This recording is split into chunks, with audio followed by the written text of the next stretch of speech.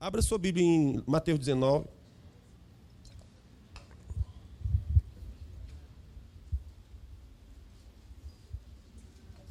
Nós temos aqui alguns visitantes e obrigado por você ter vindo, ficamos felizes por você ter vindo. Que bom que você aceitou o convite do seu filho, da sua amiga, para vir para o culto da família. Irmãos, domingo é dia para a gente estar na igreja. Estamos aqui? O Senhor te deu 6 dias para tu trabalhar, mas tu trabalha, vai para a faculdade, faz tudo. Um dia, pelo amor de Deus, não pode dar para o Senhor brincadeira, não? Tranquilo? Então, domingo é o dia do Senhor, é o dia de você estar na igreja. E hoje, especificamente, nós fazemos um culto de família por mês. E a gente motiva para que você traga seu pai, traga seu irmão, traga seu primo, seu tio. Culto da família. Fico feliz por você estar aqui. Vocês poderiam aplaudir os nossos visitantes. Amém? Obrigado pela sua presença. Mateus capítulo 19. Deixa eu compartilhar contigo a palavra.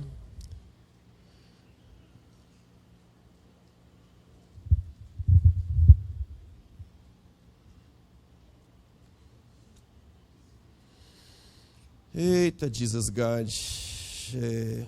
Cadê? Quase que sumiu da minha Bíblia aqui, gente. Já eu acho, peraí. Mateus capítulo 19. Gente, hoje nós vamos conversar sobre divórcio. Divórcio. Esse assunto vem me incomodando faz um tempo. E a razão por que esse assunto vem me incomodando faz um tempo, não sei se vocês sabem, mas eu e a minha esposa, a gente aconselha muitos casais, né? Nós já estamos com 12 anos aqui nessa igreja, e eu acho que no 2º ano, ou no 3º ano da TGF, o Senhor começou a nos dar uma palavra voltada para a família, não é? Quando nós começamos essa igreja, ela era de jovens, absolutamente de jovens e de criança. Ele só faltava derrubar esse teto. Não era esse teto aqui, não. Ele tem mais uns metros para cima aí, não tinha esse forro. Mas eles faziam uma loucura aqui, que só faltava derrubar. Era muita loucura, muito bom, muito gostoso aquele tempo. Mas aí passou-se um tempo, e adivinha só, nós começamos a pregar sobre santidade no namoro. E aí acontece o quê? Todo mundo foi embora. E pastor, pensei que era para fazer putaria na igreja, mas não. Começamos a alinhar na palavra sobre pureza no relacionamento. Deixa eu contar para você, o divórcio, ele começa no namoro. Divórcio começa no namoro. Paixão que não é refreada, você vai criar um ambiente espiritual para detonar o seu casamento. Então, se eu quero uma família abençoada, eu tenho que andar nos trilhos de Deus. E os trilhos de Deus é santidade, é pureza. Tanto a menina precisa ser pura, quanto o menino precisa ser pura. Eu não sei se você se lembra, mas Jesus conta uma parábola acerca de 10 virgens, 5 prudentes e 5 loucas, que estavam esperando Jesus voltar. Eram 10 virgens, não eram 10... Gente, eu sou muito escrachado e eu fico me controlando com as palavras. Essa palavra putaria que eu usei, lá no Beberibe, é comum. É comum. Então, putaria é tipo assim uma coisa engraçada, mas o que eu usei aqui é no sentido mesmo, de esculhambação. E você entendeu perfeitamente o que eu disse. Sim ou não? Por mim, eu prego tudo no preto e no branco. Não tem negócio de frescurite. Mas está na igreja. Sim. É igual o padre que uma vez levou a televisão, botou aqui no púlpito da igreja e botou o carnaval. E a Globeleza lá, seminu, dançando. E pá, e não sei o que, aquele negócio todo que vocês sabem, né? Aí quando terminou, a igreja estava toda escandalizada. Como assim? Bota esse negócio aí, imoral, na igreja. Eu disse, por que você bota na sua casa? Por que você liga a sua televisãozinha e passa o dia lá no carnaval? A nega sacudindo lá. E não é só ela, mas é uma ruma. uma mais delícia que a outra. Tudo de fora. E por que você bota na sua casa? A sua casa é menos santa do que a igreja? Deveria ser mais santa. Oxi, padre macho. Devia chamar ele aqui para dar umas pregações aqui, né? Invocar. É isso, está certo ele. Certíssimo. Né? Então, às vezes, nós tratamos algumas coisas na igreja e a gente é papo reto. Né? Eu tento me controlar porque os irmãos ficam, pastor, não sei o quê. Mas por mim, irmão, era desse jeito. Porque é assim que as coisas são. Né? É assim que as coisas são. Então, não sei mais nem onde é que eu estava, mas... O divórcio começa no namoro. Tranquilo? Então, quando você tem... Falei das virgens, estava lá, né? Das 10 virgens. Então, eram 10 virgens que estavam esperando Deus voltar, correto? Jesus voltar, tranquilo? Irmão, se Jesus fosse procurar virgem entre nós, 10, ele acharia? Pois bem, não me responda, é só uma pergunta retórica, certo? Mas por que eu estou dizendo? Que Deus, para fazer o que Ele precisa fazer, Ele precisa de pessoas puras, que preservaram a sua pureza. Maria, ela gerou Jesus, que se tornou o Salvador do mundo, mas a Bíblia fala que ela era virgem. O Evangelho começa com uma virgem. Uma virgem. Queria gerar filho. Ora, se a gente for procurar, se Deus for procurar entre nós virgens, para a partir delas fazer uma grande obra, Ele acharia? Questão que vocês têm que pensar. Mas o que é que eu estou dizendo? Que o meu casamento abençoado, ele começa com santidade no namoro.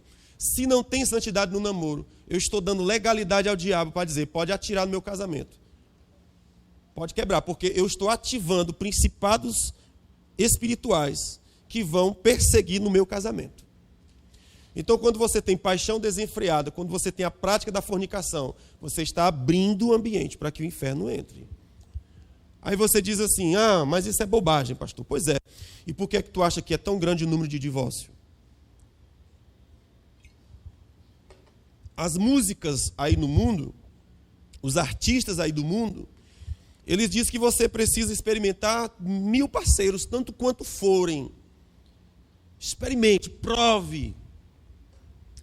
Que é para você saber quando encontrar a pessoa certa. Beleza, o que é que você encontra? Que quanto mais parceiros você tem, menos sucesso no casamento você tem. O pessoal fala que essa geração que nós estamos vivendo é a geração mais livre que a sociedade já conheceu. Pode tudo. Você quer beijar uma menina? Show de bola. Quer beijar um menino? Tanto faz. Quer pegar 10 na noite só? Tá valendo, tá tudo certo. E por que é que nós temos as gerações mais depressivas que já existiu, mais ansiosas, mais doentes emocionalmente que já... Porque é isso. Por que é que nós temos tantas pessoas entrando nas drogas? Ora, não são tão felizes, então por que estão buscando as drogas? E com isso se prendem e se tornam escravos das drogas e passam a assaltar os pais, roubar celular, Você não pode vacilar com nada que toma para poder vender e comprar uma droga para poder se satisfazer por um tempo. Não é uma geração feliz que faz tudo o que quer. E por que é assim? Eu vou lhe dizer. Porque quando a sua paixão é desenfreada, você ativa principados que vão escravizar você. Foi isso que Jesus falou. Quem pratica o pecado se torna escravo dele. Você pensava que era para ser feliz, vai ser escravizado por aquilo. Tranquilo? Então, onde é que começa o divórcio? No namoro. Como foi que Deus ensinou para a gente acerca de como é que eu vou escolher um marido, uma esposa para mim? Está lá, Gênesis 24. Abraão chama o seu servo, faz um juramento na coxa e diz assim, vai buscar uma mulher para o meu filho, Isaac. E aquele rapaz foi. Mas como que ele foi? Se consagrando, jejuando, orando, temor no coração e dizendo, meu Senhor me mostra. Meu Senhor me deixa ver, me deixa saber. Eu não posso escolher uma esposa errada para o meu Senhor. O cara se consagrando, orando, jejuando, para escolher. E aí ele faz prova com Deus. Ele chega num poço, onde eram as terras de Abraão, da família de Abraão. E ali ele faz um voto com o Senhor. Diz, Senhor, a primeira menina que vier aqui, e me oferecer água, e colocar água para os meus camelos. Essa é a que o Senhor tem escolhido para ser esposa do meu Senhor.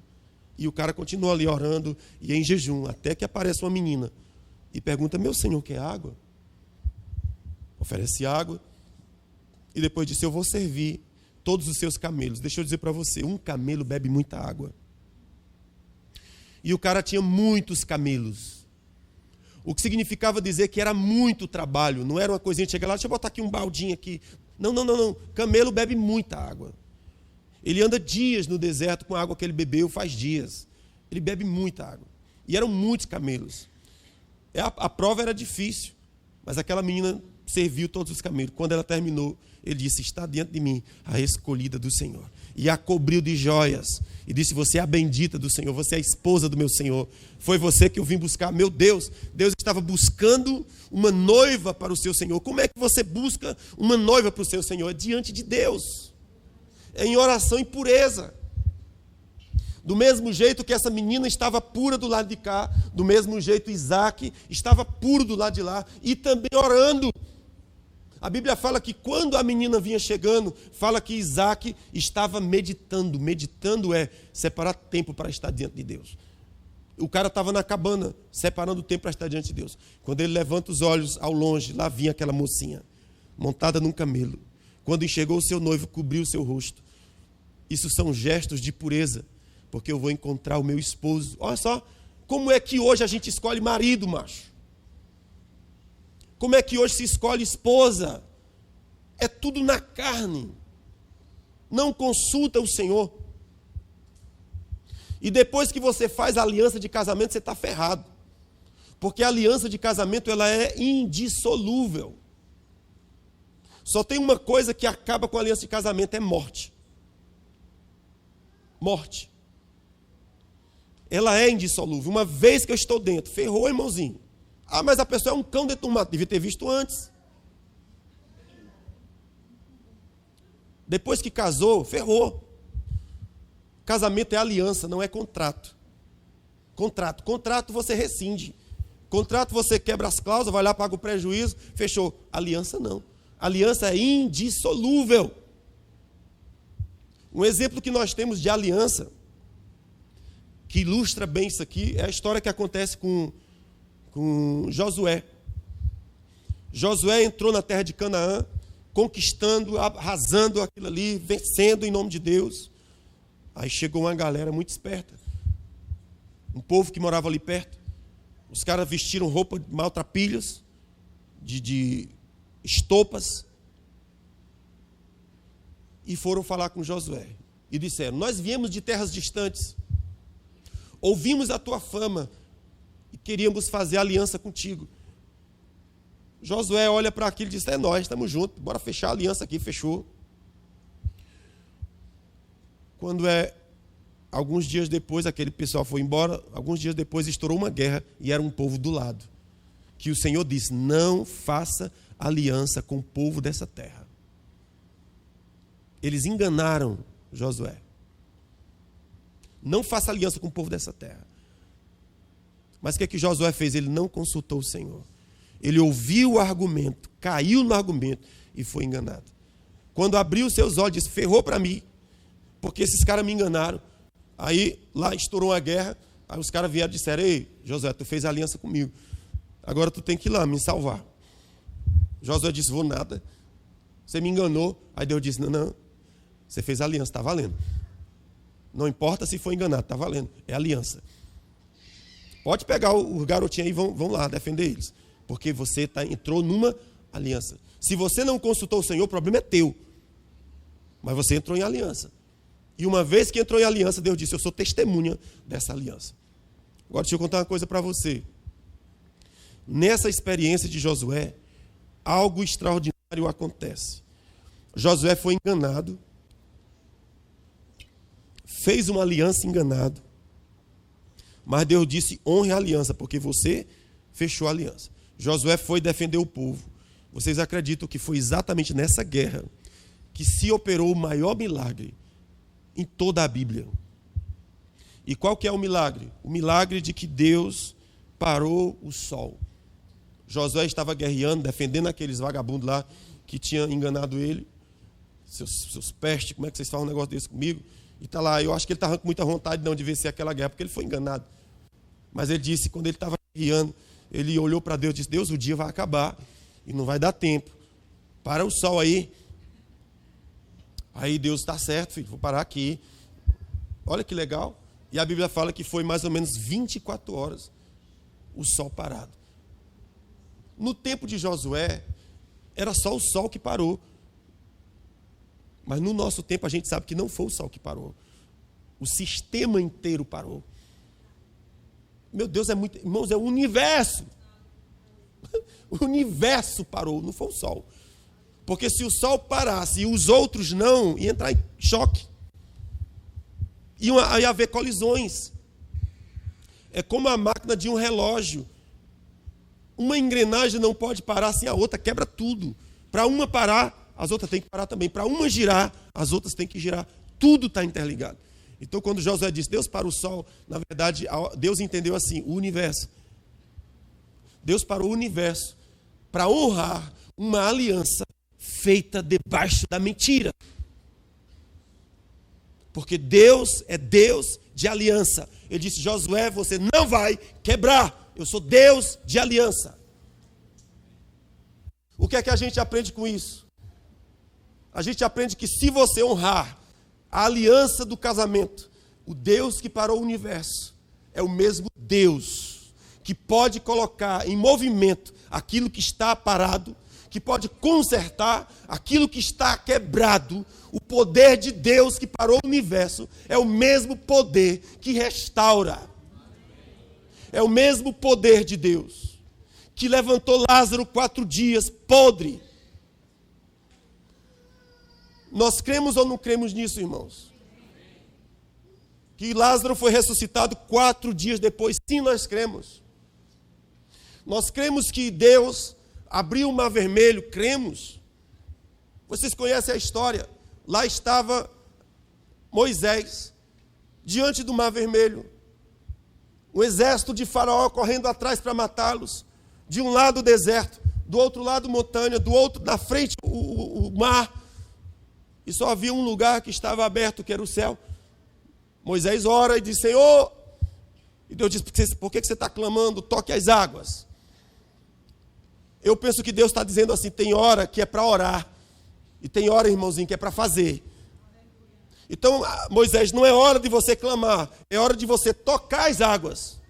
Na hora que Moisés toca as águas, a Bíblia diz que um vento começou a girar. Passou-se o tempo, chegou de madrugada. E aquele vento que estava em movimento começou a rasgar a água ao meio e se formar de um lado um vergalhão de águas e do outro lado um vergalhão de águas. O chão ficou enxuto e 3 milhões de pessoas passaram por aquele lugar. Fora os animais, fora jumento, fora cavalo, fora galinha, fora porco, fora cabrito. Era muita coisa para passar. Mas o que é que eu aprendo com isso? Que nós cremos nesse Deus que faz assim, sim ou não? Nós cremos no Deus que abre o mar vermelho, que faz o impossível acontecer. Nós cremos no Deus que destruiu, que derrubou as muralhas de Jericó, tão largas, tão grandes, tão imperosas. Uma casa se podia construir em cima, uma prostituta morava em cima do muro, era grande, era largo, impossível, intransponível. Pois é, Deus derrubou. E disse ao seu povo, grite, rodeie, grite, rodeie, grite, rodeie. No 7º dia, as muralhas vão cair. Eles fizeram, obedeceram, como Deus disse. No 7º dia, as muralhas caíram. Então nós cremos no Deus que ressuscita Lázaro, depois de 4 dias. Nós cremos no Deus que abre o mar vermelho. Nós cremos no Deus que derruba as muralhas de Jericó. Nós cremos no Deus que o primeiro milagre do seu ministério foi transformar água em vinho numa festa de casamento.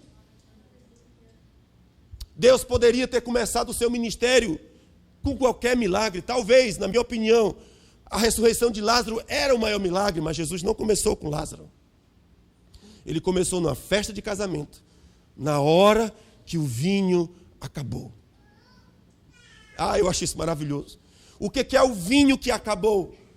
Esse vinho que acabou é o vinho que o dono da festa providenciou. Ele providenciou, vou fazer a minha festa de casamento, vou casar com a minha amada. E ele comprou o melhor vinho que o seu dinheiro podia comprar e pôs naquela festa. Convidou os caras, vamos lá, meu irmão, vamos festejar. Só que quando foi, lá para meia-noite, quando a festa estava rolando, o vinho acabou.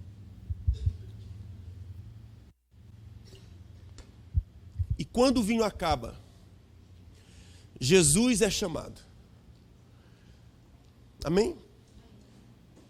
Isso me chama muita atenção, porque esse milagre foi feito numa festa de casamento. Poderia ser qualquer outra festa, qualquer outro milagre, em qualquer outro canto, mas foi numa festa de casamento que Jesus começou o seu milagre. E ele começou o seu milagre quando o vinho que você providencia acabou. Quando a sua força foi até aqui, quando o seu dinheiro foi até aqui, quando a sua competência foi até aqui. Então, nesse momento, você fala com Jesus. E o que ele diz é, coloque água nas talhas. Coloque águas nas talhas. Essa parte de colocar águas na talha é você que faz, não é Deus que faz. Mas uma vez que eu coloquei água nas talhas, Jesus vem e transforma aquela água em vinho.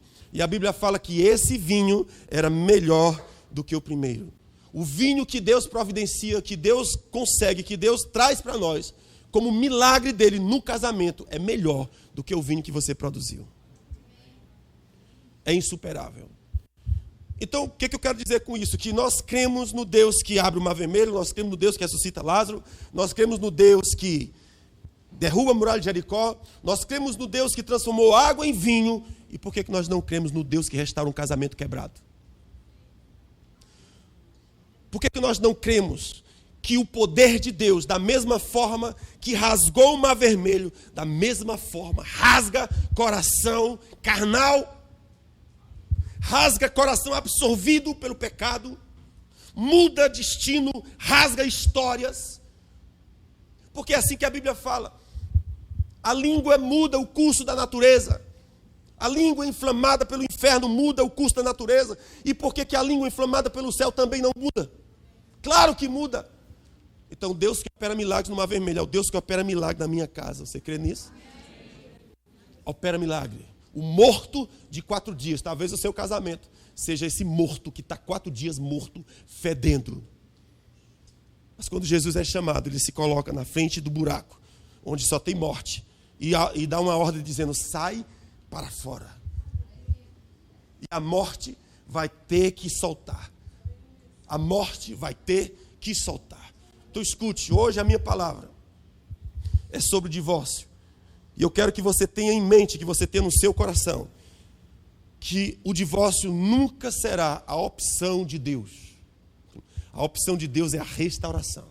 A opção de Deus é a reconciliação. Deus não desiste. Deus não desiste. Deus é um Deus que restaura, é um Deus que cura. Aleluia. É um Deus que cura. Meu Deus. Deixa eu começar. Já comecei do final para o começo. Deixa eu te mostrar algo aqui. Depois a gente volta para o argumento que eu quero terminar.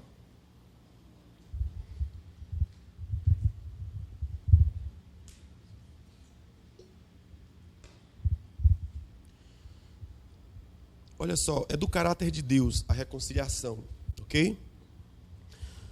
Em Deuteronômio, capítulo 24, a Bíblia fala para nós sobre a lei do divórcio.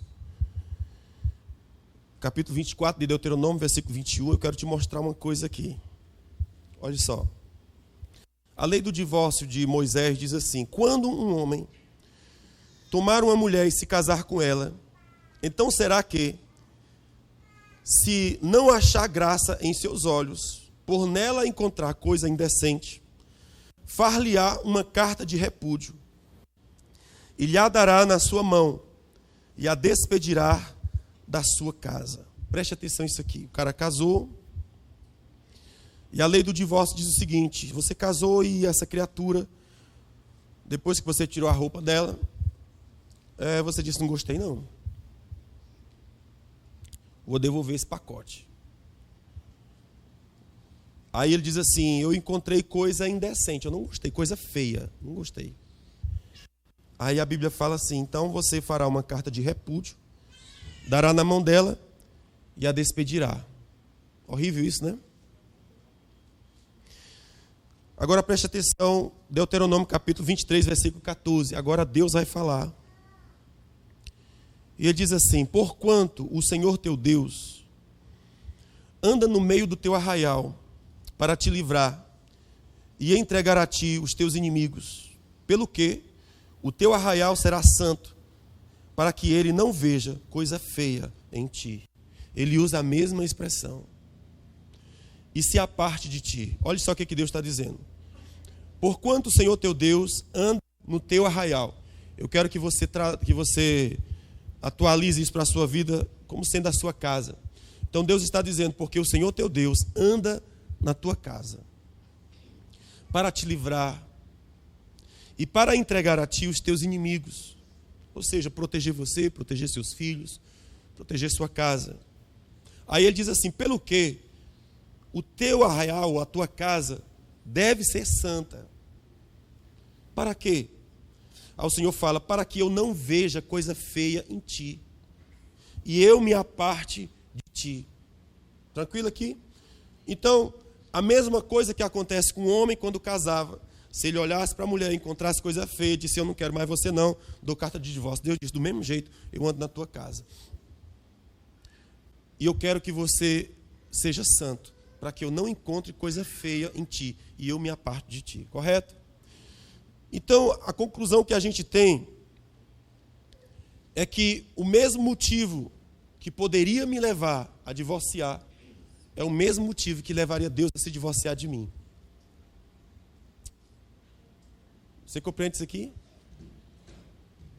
Nesse capítulo 19 de Mateus, a pergunta que os caras vão fazer é assim: está certo se divorciar por qualquer motivo? A resposta de Jesus, claro que não. Sei, ok? É certo divorciar por qualquer motivo? Jesus fala, não. Então qual é o motivo pelo qual eu poderia me divorciar? Por esse texto que nós estamos lendo aqui, aquilo que poderia justificar o meu divórcio é a mesma coisa que justificaria Deus lançar você no inferno. Deus tem motivos para lançar a gente no inferno? Será que Deus entrou na nossa casa e Ele achou tudo bonitinho, perfeito? Ou será que Deus achou coisa indecente em nós? Eu juro para você, nós não somos bonitinhos não. Deus com certeza encontrou muita coisa feia em nós. Então veja, para Deus condenar uma pessoa ao inferno, a Bíblia fala que só por meio da apostasia e do meio do pecado com o Espírito Santo. Alguém peca contra o Espírito Santo, a Bíblia fala, não tem mais perdão para você. Aquilo ali, a aliança é rompida e quebrada. Para uma pessoa pecar contra o Espírito Santo, isso é muito difícil. É muito difícil. Para uma pessoa entrar na apostasia, não é uma coisa fácil. É uma coisa que ela entra consciente. A partir daquele ponto, não tem mais nada que se possa fazer. Ok? Agora eu quero mostrar para você como é que Deus age. Eu disse para você que Deus é um Deus de reconciliação. Nesse Mateus capítulo 19, que nós não lemos, talvez não vamos ler ainda, mas nesse Mateus 19 o Senhor diz assim, olhe, qualquer que se separar, se divorciar, e não for por adultério, você não pode divorciar. E se você divorciar e se juntar com outro, você vai estar em adultério. Qual é o problema de estar em adultério? É que você não vai entrar no reino dos céus. Apocalipse está escrito, ficarão de fora cães, feiticeiros, todos os fornicadores ficarão de fora. O Senhor disse que não entra. Então todo aquele que pratica porneia, ou que é de onde vem essa palavra adultério, fornicação, pecados sexuais, o Senhor disse que vão ficar fora. Então o problema do adultério é que você não entra no reino dos céus. Não entra. Jesus diz, não entra. Só para você entender como é sério essa questão do casamento. E eu fico assustado com o nosso povo, porque a gente entra em aconselhamento. Quando os casais entram em crise, essa é uma das primeiras palavras que surge, o divórcio. Eu digo, como assim? Como é possível? Nós somos crentes. Nós estamos aqui na igreja. Já tem quase 10 anos ministrando sobre família, pregando para homens, pregando para mulheres. Como que essa palavra divórcio surge tão fácil? Está errado isso. Então eu acho que as pessoas elas não entenderam quais são as consequências do divórcio. As consequências espirituais do divórcio são muito sérias, muito grave. Muito grave. Então não é tipo assim, casei e me divorciei por qualquer motivo. Jesus disse, não é assim não, vaso. Não é assim não. Quando você casou, a Bíblia fala, você se tornou um com aquela pessoa. Um com aquela pessoa. No livro de Malaquias, o Senhor vai dizer assim, por acaso Deus não tinha espírito sobrando? Claro que tinha. Então por que ele pegou e colocou um homem e uma mulher e fez dele um só? Aí Deus diz assim, porque eu estou buscando uma descendência para mim. E essa descendência que eu estou buscando são de homens e mulheres que se tornaram uma só coisa. Quando Deus disse que eu vou tornar homem e mulher uma coisa só, não é porque eu não tinha espírito para dar para o homem e espírito para dar para a mulher. É porque eu quero que vocês se fundam, sejam um só espírito. Porque vocês produzirão uma geração minha, uma descendência minha. Então me assusta, quando eu estou conversando com os nossos jovens que estão em crise, a primeira pergunta que vem na cabeça é, vou divorciar. Como assim, doido? Como assim? Que doideira é essa que vai divorciar? Você sabe o que, você está fazendo? Isso é muito sério. Então mesmo, o que dá licença para o divórcio é traição. A única coisa que dá divórcio. Só tem duas coisas que dá divórcio, é morte. O Senhor disse que quando morreu, você está cancelado da sua aliança de casamento, claro, é óbvio, morreu. E o outro é quando comete adultério. Aí o Senhor disse, está liberado para casar, né? Para ter outras relações, outro relacionamento. Mas qual é o legal aqui? É que mesmo que a pessoa tenha praticado a imoralidade, qual é o coração de Deus? Reconciliação, restauração, cura. É o coração de Deus. Nunca é divórcio, é restauração e cura. Então o coração de Deus, você vai ver, 2 Coríntios capítulo 5, está escrito que Deus estava em Cristo, reconciliando o mundo consigo e não imputando aos homens os seus pecados. Olha que magnífico. Deus estava em Cristo. E o que ele estava fazendo? Reconciliando o mundo consigo. Não depositando na conta dos homens os seus próprios pecados. Você consegue imaginar o que é isso? É um Deus restaurador, lidando com o mundo mergulhado no pecado e dizendo, eu quero reconciliar com você. Eu não jogo na tua cara o teu pecado. Eu quero te curar. Eu quero você para mim. Deus é um Deus de restauração. Deus é um Deus de cura. Então, se o adultério ele dá liberdade para divórcio, no coração de Deus ele está dizendo, eu quero que vocês se restaurem. Olha só o que nós aprendemos nesse versículo aqui. Nós vimos que em Deuteronômio 24, ele fala sobre coisa feia. E no Deuteronômio 23, 14, o Senhor disse, eu achei coisa feia em ti, mas eu não te mandei embora. Está aqui? Olha só o que a gente encontra.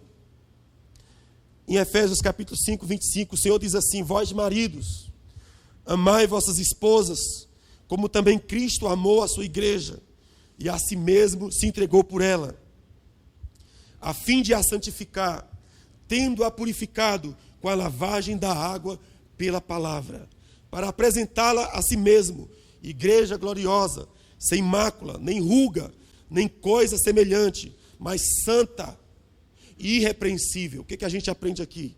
Que Deus está dizendo, aquilo que era feio em você, as suas rugas que te condenavam, as tuas manchas que falavam do teu passado ruim, o Senhor está dizendo, eu purifiquei, eu limpei, para transformar você numa noiva gloriosa. linda, limpa, pura, perfeita. Veja, aquilo que era coisa feia, que autorizava Deus de jogar fora, ele disse: eu não faço. Ao contrário, eu vou cuidar das suas rugas. Ora, você casou com uma menina, você achou coisa feia, e você é um homem mau, você joga fora. Deus diz: eu não faço isso. Eu vou cuidar, curar, limpar e preparar para mim uma esposa linda. Então esse é o coração de Deus a nosso respeito. Ele quer nos curar e nos restaurar. Então, mesmo que aconteça coisa feia, Deus está dizendo: eu quero limpar você. Cadê meu tecladista? O sangue de Jesus tem poder. Cadê ele? Vocês estão comigo? Meu Deus, isso é muito sério. Vocês entenderam? É fácil enfrentar uma traição? É muito difícil. É muito difícil.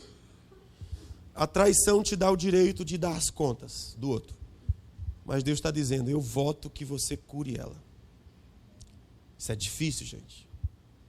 Isso é difícil. Isso é difícil.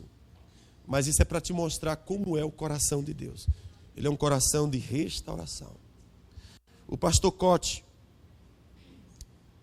ele disse assim: qualquer pessoa que queira levar Deus a sério precisa levar muito a sério o seu casamento. Você pode repetir isso aqui comigo? Qualquer pessoa que queira levar Deus a sério precisa levar muito a sério o seu casamento. Por quê? Porque ser infiel ao seu cônjuge é ser infiel a Deus. Deus estava na sua aliança de casamento. Você não fez, Deus estava, ele era testemunha daquilo. Então, se você quiser levar a sério seu relacionamento com Deus, você precisa levar a sério o seu casamento. Se você não leva a sério o seu casamento, a sua vida com Deus está quebrada. Olhe só o que o apóstolo Paulo fala. Mas se alguém não tem cuidado dos seus, e principalmente dos da sua família, negou a fé, e é pior do que os incrédulos. É forte isso.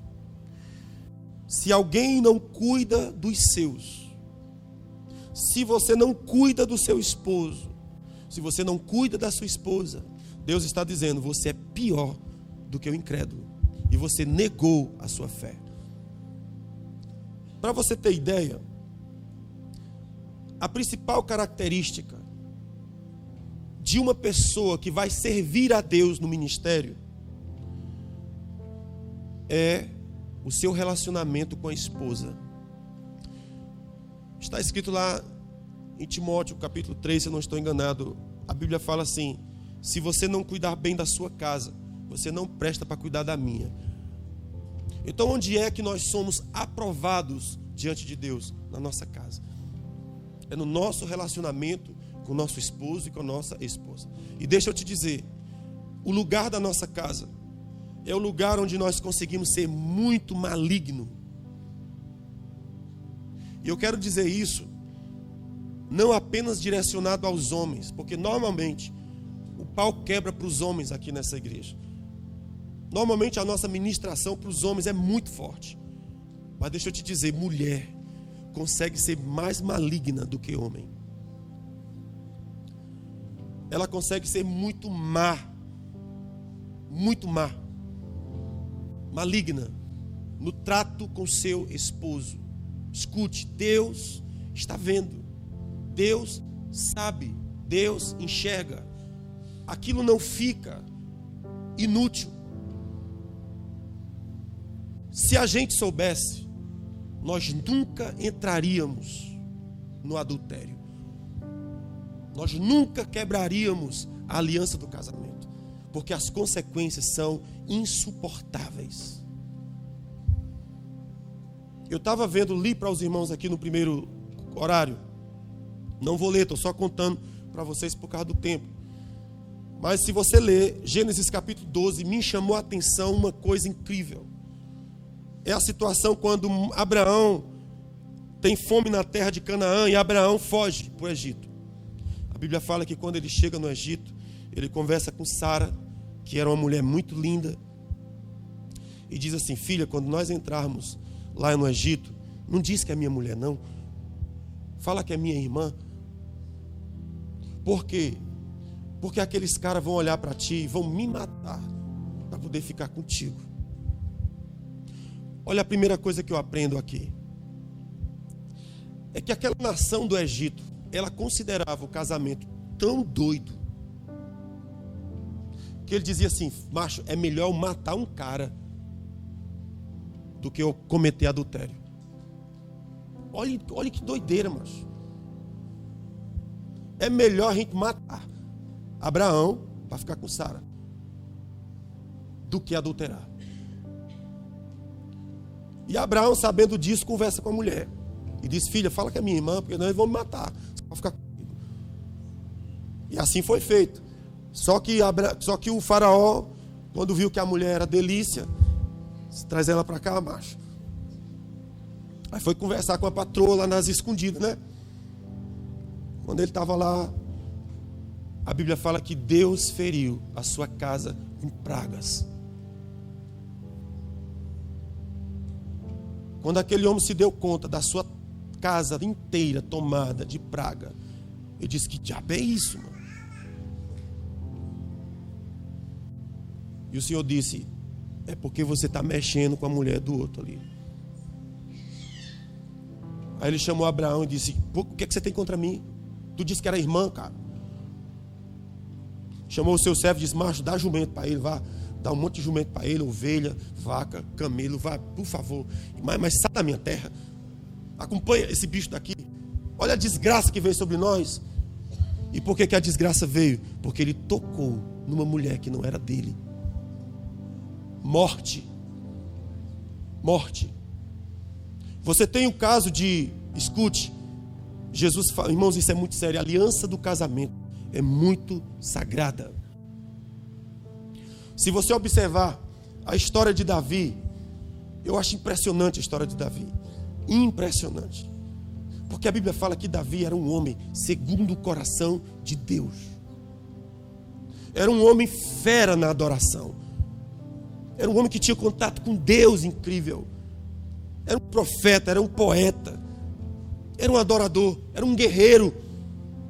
Era um cara que no coração dizia: eu vou obedecer a Deus a todo custo. Mas esse cara pisou na bola e ficou com uma mulher que não era a dele. Davi achava que estava tudo bem, ninguém está sabendo, é segredo. Só que Deus levanta um profeta chamado Natã, e esse cara aparece na presença de Davi e começa a contar uma história. Meu Senhor, há um homem muito rico, que tem muitos bens, muitas vacas, muitas ovelhas, e tem um empregado dele que só tem uma ovelhinha. Chegou um visitante, em vez de ele pegar das suas ovelhas, pegou a ovelhinha do empregado. Aquela ovelhinha era como se fosse o cachorrinho da casa. Comia na mesa, comia no prato, dormia no sofá, dormia na cama. Eles amam aquela ovelhinha, mas ele pegou a ovelhinha, matou a ovelhinha e deu para o convidado. A Bíblia fala que Davi se enche de ódio e diz: esse homem é digno de morte. Mate ele e dê para o pobre 4 vezes mais. Aí o profeta diz: meu rei, esse homem é tu. Tu fizeste isso com teu servo. Davi caiu de joelho e disse: meu Deus, pequei contra o Senhor. Aí o profeta diz: tu não morrerás, por causa do quebrantamento de Davi. Mas qual era o destino de Davi? Morte. Ele iria morrer. Mas por causa do quebrantamento e da humilhação, morte. O espírito da morte foi freado. Davi não morreu. Porém, escute o que o Senhor falou. Porém, a espada não se apartará da tua casa. O mal brotará da tua casa. Gente, isso é muito forte, eu não sei se você consegue entender isso, mas isso é muito forte. E isso tudo aconteceu por quê? Porque Davi pegou uma mulher que não era a dele. O mal suscitará na tua casa. Escute. A gente pensa que Deus perdoa e esquece. Não acontece assim. O fato de Deus perdoar não significa dizer que não terá consequências. O Adão pecou contra o Senhor, pecou. Foi perdoado? Foi. As consequências foram tiradas? Não. Davi pecou contra o Senhor, Deus perdoou, perdoou. As consequências foram retiradas? Não. Davi começou o mal a se suscitar da sua própria casa. O primeiro sinal que aconteceu é que o primeiro filho com Betseba morreu. Teu filho não vai vingar, vai morrer. O menino morreu. Logo em seguida, um irmão se apaixona pela irmã terrivelmente, incontrolavelmente, ao ponto do cara ficar doente, de cama, por causa da sua paixão, querendo possuir aquela menina. Ele arma um arapuca, a menina vem, ele fica com ela. Na hora que fica com a menina, ele enojou a menina terrivelmente. Bota essa criatura daqui para fora. O outro irmão viu aquilo e não disse nada. 2 anos depois, ou foi 4 anos, não me lembro, ele fez uma festa, chamou o irmão e armou a arapuca. Quando ele entrar, mata ele. Matou. Isso aconteceu também porque Davi não fez nada. Quando o irmão mais novo, o irmão possuiu a irmã mais nova, Davi não disse nada. Por que Davi não disse? Porque Davi tinha a sua consciência pesada. E ele deixou as coisas correr soltas. E quando as coisas correram soltas, elas só pioraram. Então esse irmão chamado Absalão, que matou, que ficou com a irmã mais nova, disse: agora eu vou tomar o palácio do meu pai. E eu vou ficar com todas as mulheres dele. E assim ele fez. Pegou todas as mulheres do seu pai, colocou lá na frente e ficou com uma por uma. Entre a primeira, na frente de todo mundo. Primeira, ficou. Segunda, ficou. E o pai perdeu a família, perdeu o poder, perdeu o reino e foi embora. Quando Davi estava indo embora, fugindo, porque senão Absalão ia matar ele, a Bíblia fala que lá no alto, um homem começou a praguejar Davi, fazer poeira, jogar pedra em Davi como quem joga pedra num cachorro. O seu soldado diz assim: quer que eu mate? Davi disse: não, deixa ele em paz, porque o meu pecado está me visitando. Isso aqui é o ponto da virada na vida de Davi. É você saber quando a mão de Deus está pesando e você se quebranta. Porque quando a mão de Deus está pesando e você se rebela, não tem restauração. Davi poderia ir lá e matar aquele cara que estava falando mal dele, praguejando dele, fazendo poeira, jogando pedra. Davi disse: não, é o meu pecado que está me visitando. Davi se quebranta. E nesse quebrantamento, Deus leva Davi por tempos difíceis, de escândalo, de vexame, de dor, de perda de autoridade, de perda de reino. Mas o Senhor o restaura de novo, porque ele quebrou. O objetivo de Deus sempre é nos restaurar. Mas se não houver quebrantamento, se não houver trituração da alma, não tem cura. O Senhor disse: ok, vou perdoar teus pecados, mas o mal não se apartará da tua casa. Você compreende o que é quebrar a aliança do casamento? É muito sério. Deixa eu ler, eu disse que ia ler Mateus 19, mas deixa para lá. Eu quero só ler, irmão, pode aumentar mais, viu? Deixa eu ler Malaquias capítulo 2, para a gente encerrar. Vejo, Senhor, pode aumentar. Vejo, Senhor,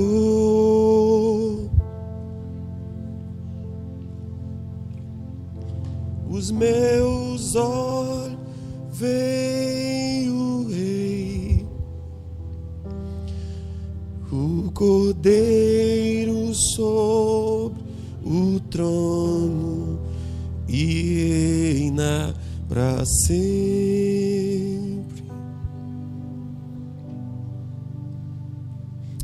Versículo 13 de Malaquias capítulo 2. Ainda fazeis isto outra vez, cobrindo o altar do Senhor de lágrimas, com choro e com gemidos, de sorte que ele não olha mais para a oferta, nem aceitará com prazer da vossa mão. E dizeis, por quê? O Senhor responde, porque o Senhor foi testemunha entre ti e a mulher da tua mocidade, com a qual foste desleal, sendo ela a tua companheira e a mulher da tua aliança. Escute bem. O Senhor está dizendo, as tuas lágrimas estão cobrindo o meu altar, o teu choro e o teu gemido. Mas o Senhor não aceitará da tua mão. Ok? Percebe? Então quer dizer, você chora, você se quebranta, você geme, você adora, e o Senhor diz, eu não vou aceitar. Mas por que, Senhor? Aí ele diz, porque o Senhor é testemunha entre ti e a mulher da tua mocidade, com a qual tu foste desleal, sendo ela a tua companheira, a mulher da tua aliança. Isso aqui está falando do cara que está sendo ruim, mal, maligno com a mulher. Mas a verdade é o contrário também. Então o Senhor disse, você ora, você chora, você quebranta, mas eu não te escuto. E a razão é, você foi desleal, você está sendo malvado e perverso com o teu marido, que é o teu companheiro da tua mocidade. Aí no versículo 15 ele diz, e não fez o Senhor apenas um? Não sobejava espírito? E por que ele fez somente um? Ele buscava uma descendência para Deus. Por isso foi que ele fez dos dois um. Portanto, guardai-vos em vosso espírito, e ninguém seja infiel para com a mulher da sua mocidade. Então Deus diz, guarde-se no seu espírito, para que você não seja infiel. Versículo 16, porque o Senhor, o Deus de Israel, diz que odeia o repúdio, e aquele que encobre a violência com a sua roupa, diz o Senhor dos Exércitos. Portanto, guardai-vos em vosso espírito e não sejais desleais. Escute isso. O Senhor de Israel odeia o repúdio. E aquele que encobre de violência a sua roupa. O que é essa roupa cheia de violência? É esperma. São roupas sujas na traição. O Senhor está dizendo, eu odeio o repúdio e a roupa suja da traição. Essa palavra repúdio, ela é uma palavra interessante.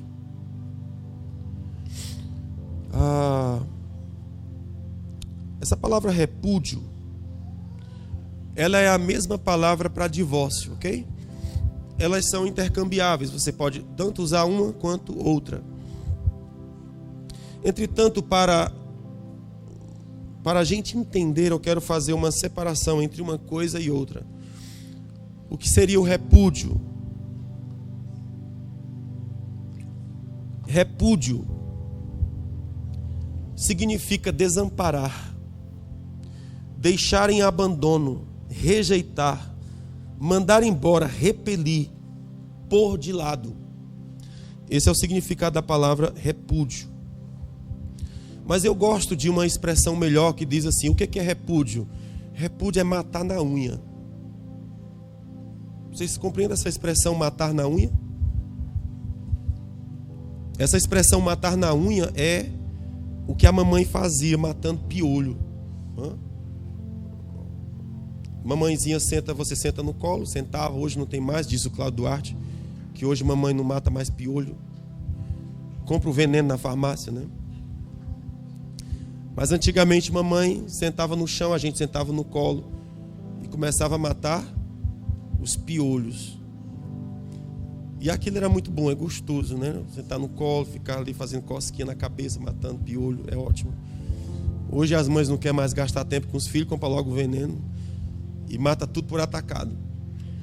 Mas no tempo de mamãe, as tias, né? As vizinhas, as amigas, era maravilhoso. Senta ali para conversar e os meninadas tudo no colo e elas matando piolho. Olha que nojento. Mas o que é o matar piolho? É botar o piolho em cima da unha, né? E aí você vem devagarzinho e espreme. Espreme. Até fazer o quê? Poc. Quando fez isso, o pobre do piolho morreu. O que é repúdio? É matar o outro na unha. É apertar, é oprimir, é machucar, é ferir. Tanto. Até o ponto que ele poca. E morre de tanta tristeza e desgosto. Agora veja que coisa interessante. O Senhor diz nesse texto: eu odeio o repúdio. Eu abomino o repúdio. Mas existem umas questões interessantes. Deixa eu ver aqui se eu encontro. Que é o caso de que acontece entre nós. Muitos de nós satanizam o divórcio e toleram o repúdio. Ou seja, no meio de nós, diz assim: divorciar, Deus me guarde. Isso é errado, na Bíblia está errado. Mas ele vive o repúdio todos os dias, machuca, fere todos os dias. E nesse sentido, nossa hipocrisia, nós vamos estar engolindo camelo e coando mosquito. Nós estamos dizendo: isso eu não tolero, mas eu faço isso todos os dias. Então, o repúdio é matar na unha. Então ele pensa: matar na unha pode, mas divorciar não pode. Desde que não divorcie, eles dizem: Deus perdoa, o resto Deus perdoa, se não divorciar. Então é esse tipo de hipocrisia injusta, cruel e covarde que Deus odeia, que Deus tem aversão. A questão não é quem pede o divórcio, é quem insiste no repúdio. Então prega-se duramente contra o divórcio, enquanto o seu próprio casamento é uma tragédia.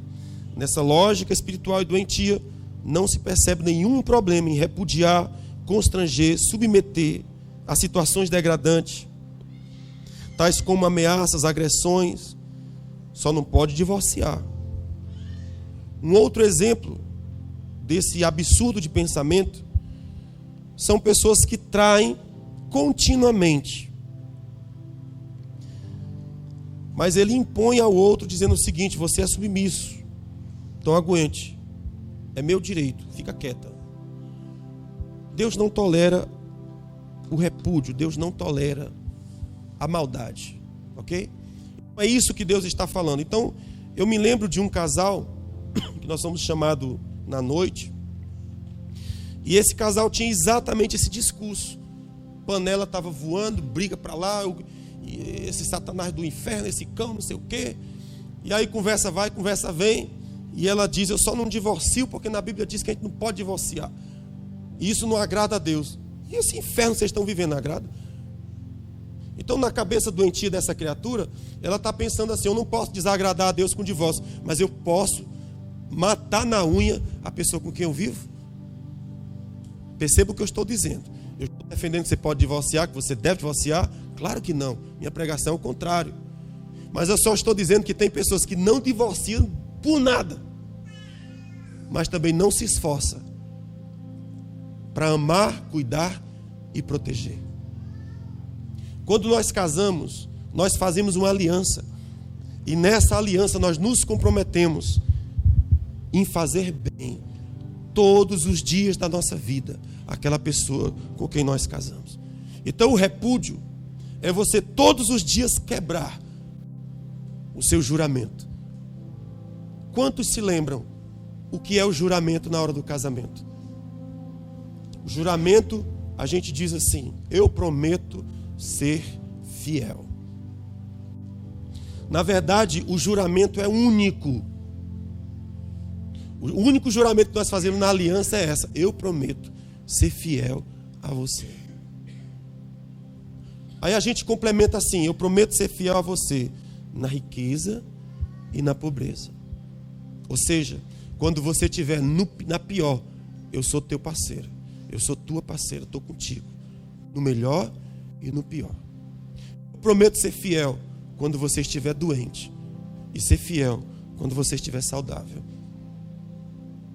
Eu te prometo ser fiel sendo você jovem e sendo você velho. Eu prometo te fazer bem todos os dias da minha vida. Esse é o juramento da aliança. E o que é o repúdio? O repúdio é quando nós começamos a quebrar essa promessa todos os dias. E em vez de fazer bem, nós fazemos mal. O que Deus está dizendo é: eu sou testemunha do teu casamento. E eu odeio o repúdio. O que é que Deus agrada? É você tratar bem, é você amar, você cuidar, proteger aquela pessoa que você disse que faria isso. Estamos aqui? Ok, eu não estou fazendo. O que a gente tem que fazer? Quebrantamento, arrependimento, para que Deus entre com cura e com restauração.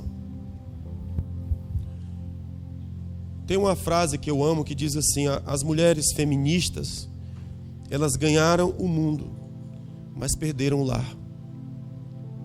Eu gosto dessa frase, porque eu acho que ela descreve bem. Então hoje nós temos mulheres que elas entenderam que são empoderadas, que elas podem, mas elas destruíram talvez a coisa mais preciosa da sua vida, que é o seu lar. E se tem uma coisa que a gente precisa lutar com todas as nossas forças, é para preservar o nosso lar. É para que a nossa casa seja um lar. Só existe um jeito da gente fazer isso. A Bíblia chama de o amor, ele é o vínculo da perfeição. Então, se nós quisermos esse ambiente, a gente vai precisar amar. E amar inclui perdão, amar inclui arrependimento, amar inclui mudar a rota, mudar aquilo que eu estou fazendo, que é malvado, que é perverso. Marido precisa amar sua esposa. Lembre-se, se eu quiser levar Deus a sério, eu tenho que levar a sério o meu casamento. Porque Deus diz: eu odeio repúdio. Se tem uma coisa que destrói meu coração, é quando eu vejo a mulher derramar alguma lágrima por minha causa. Aquilo me mata, me destrói. Se eu sou o causador daquela lágrima, não tem coisa pior do que você causar mal à pessoa que você disse: eu vou ser fiel a você, eu vou cuidar de ti. Então hoje é o dia de nós nos arrependermos da nossa maldade, porque chegou o reino dos céus. É a pregação de João Batista, é a pregação do arrependimento, é a pregação de Jesus: arrependei-vos, chegou o reino dos céus. Nessa pregação, João Batista olha para o rei Herodes e diz: não te é lícito possuir a mulher do teu irmão, arrependa-se, mude comportamento. A gente sabe pela história que aquela pregação de João Batista no Jordão, trazendo arrependimento, os homens viam para ser batizados, mas ao sair dali, eles corriam para casa para se reconciliar com os seus filhos e dizer: meu filho, eu fui malvado contigo, me perdoa, fui perverso contigo, fui mal, me perdoa. Aí os filhos olham para os pais e dizem: meu pai, como eu fui mal contigo. Minha mãe, como eu fui perversa contigo, me perdoa, mamãe. Um irmão olhava para o outro e disse: cara, eu fui tão ruim contigo, bicho. Desculpa aí, mas tu é importante para mim. Sabe, quando começou a haver essa reconciliação, irmãos, o poder de Deus, os céus, a glória de Deus foi destravado sobre a terra. Não tem como o reino de Deus crescer e avançar se as famílias não forem curadas. Se os filhos não se converterem aos seus pais, se os pais não se converterem aos seus filhos, se os maridos não se converterem às suas mulheres, se suas mulheres não se converterem aos seus filhos, não tem como Deus curar a terra. Na verdade, a terra será ferida com maldição. É isso que a Bíblia fala. Filhos se convertam aos seus pais, pais se convertam aos seus filhos, para que eu não fira a terra com maldição. E é o que nós temos visto. Deus está dizendo, por causa disso, o mal não vai se apartar da tua casa. Não é isso que nós temos visto? O mal não tem se apartado da casa das pessoas. Jovens têm morrido cada vez mais jovens, a violência tem crescido, maldade, crimes, e não tem quem pare. Porque a única forma de parar isso é se marido se converter à sua esposa, esposa se converter ao seu filho. Algumas pessoas dizem assim: eu amo meu filho, eu dou a minha vida por ele. Isso é verdade? É. Então ame o pai. Ame o pai dele.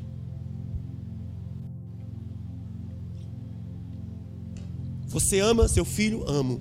Então ame o pai dele. Porque se você não amar, essa criança vai estar numa condição de maldição.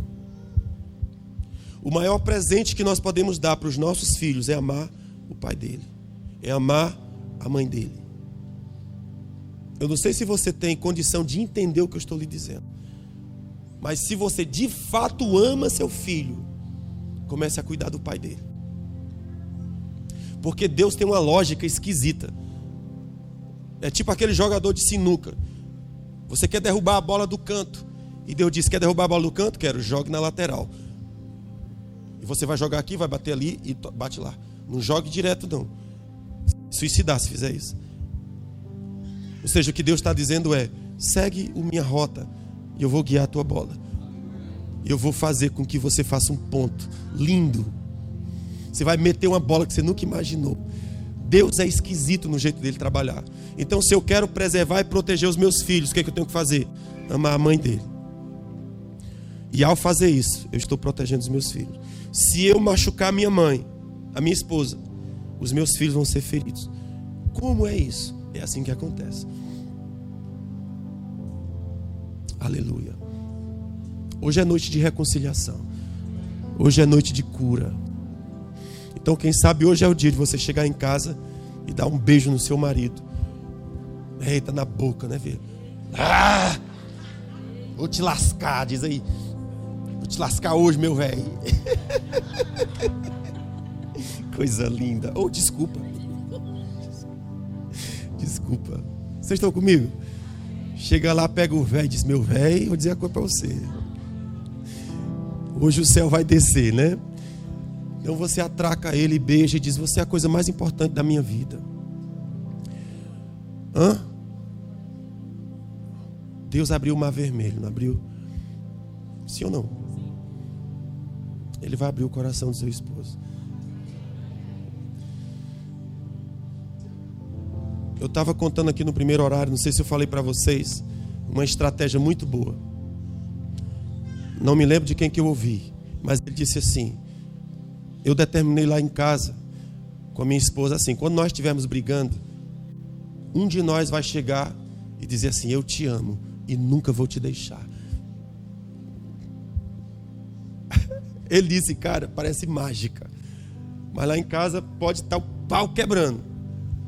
Eu chego para ela e diz: meu amor, eu te amo e nunca vou te deixar. Vou envelhecer contigo. A briga acaba na hora. E ela, que não é besta, faz a mesma coisa. Quando a iniciativa é dela, ela olha para ela e diz: meu amor, eu te amo e nunca vou te deixar. Nós vamos envelhecer juntos. A briga acaba. O vínculo da perfeição é o amor. Estamos aqui? Então se reconcilie, cure, perdoe, restaure. Irmãos, não tem coisa mais linda, mais bela, mais perfeita. Mais perfeita. Reconciliação. Esse é o coração de Deus pulsando. Deus estava em Cristo, te abraçando e dizendo: eu não jogo na tua cara os teus pecados. Eu quero me reconciliar contigo. Isso é um gesto muito lindo de Deus, cara. Eu fedendo com os meus pecados, e Deus me abraçando e dizendo: eu não jogo o teu pecado na tua cara, eu só quero tu. Eu quero me reconciliar contigo porque eu te amo. Da mesma forma, a Bíblia fala: aquilo que tu recebeu de graça, ofereça. Então eu vou chegar para a pessoa que me fere, se é o meu marido, se é a minha esposa, eu vou dizer: eu te perdoo, eu te amo. Eu encontrei coisa feia em ti, coisa indecente em ti, mas não é por isso que eu te rejeito. Eu vou te amar. Tem poder, tem cura nisso. Isso é o coração do reino de Deus. O Senhor Jesus falou: eu vos dou um novo mandamento. E o mandamento é que vos ameis uns aos outros. Deixa eu dizer para você, amar não é sentimento. Amar é mandamento. Você pode dizer comigo? Amar não é sentimento. Amar é mandamento. Deus não perguntou se você está sentindo. Ele disse para você amar. E o que é amar? Fazer o bem. Fazer o bem. Não perguntando se a pessoa merece. Faça bem. Isso é mandamento, é obedecer a Deus. Deus vai operar um milagre a partir disso. É uma semente que você planta. E muitas vezes você vai plantar essa semente chorando, gemendo. Mas o que a Bíblia fala? Quem planta nesse tempo de choro, colhe. Existe um tempo de plantio que não é um tempo fácil. É um tempo difícil. É um tempo difícil. Às vezes a loucura se aprega ao nosso coração. Mas é um tempo de plantio de choro. Eu não quero, mas eu faço. Eu não sinto, mas eu faço. Amar é mandamento. Está escrito lá, é um dos 10 mandamentos. A outra coisa que a gente vê é Jesus falando assim: ame o teu inimigo, não é assim? Você concorda que a gente não quer amar inimigo? Mas Jesus disse: ame o seu inimigo. Então não é questão de eu sentir e de eu querer, é questão de obedecer. Estamos aqui? E na medida em que eu começo a obedecer a Deus, aí sim, um vento começa a soprar e o mar começa a se abrir. E você vai passar a pé enxuto, onde antes era impossível. É quando o Lázaro ressuscita. É quando você semeia num tempo de choro e de dor, sem querer. Eu não tenho vontade, eu não quero, mas é mandamento, é obediência. O Senhor disse para fazer assim: por amor a ti, por causa de ti, porque o Senhor disse, sobre a tua palavra eu vou agir. E você vai ver Deus curando. Irmãos, porque Deus acessa lugar que ninguém mais consegue. Nós olhamos e dizemos: é PT, perda total. Não foi disso que eu falei, não. Eu entendi vocês. Ei, pode parar, viu? Pode parar, né? Estou falando disso aí não. Eu estou falando de carro. Quando o cara dá uma batida que não tem mais recuperação, é PT, perca total, ok? Então, por favor, deixa eu pregar a minha palavra aqui. Vocês estão comigo? Então tem várias situações que você vai olhar e dizer: cara, isso é perca total. Desce o que Deus falou. Comece a ministrar amor, amar, e você vai ver Deus acessando áreas impossíveis. Impossíveis, que você não consegue, psicólogo não consegue, terapeuta não consegue. Ei, amados, mas a Bíblia fala que a palavra de Deus, ela é espírito e vida. Ela é uma espada cortante de 2 gumes, ela penetra até o ponto de dividir alma e espírito, juntas medulas. Aquele lugar impossível Deus acessa e muda a chave. Ame o seu inimigo. Essa é a estratégia de Deus, não é sentimento. E se o teu inimigo é o teu marido, faz isso também. Amém? O inimigo dorme ao lado, né? Então você começa a ministrar amor na vida dele. Deus muda, cara. Estamos aqui? Eu vou terminar essa noite e eu quero chamar você, que você quer oração.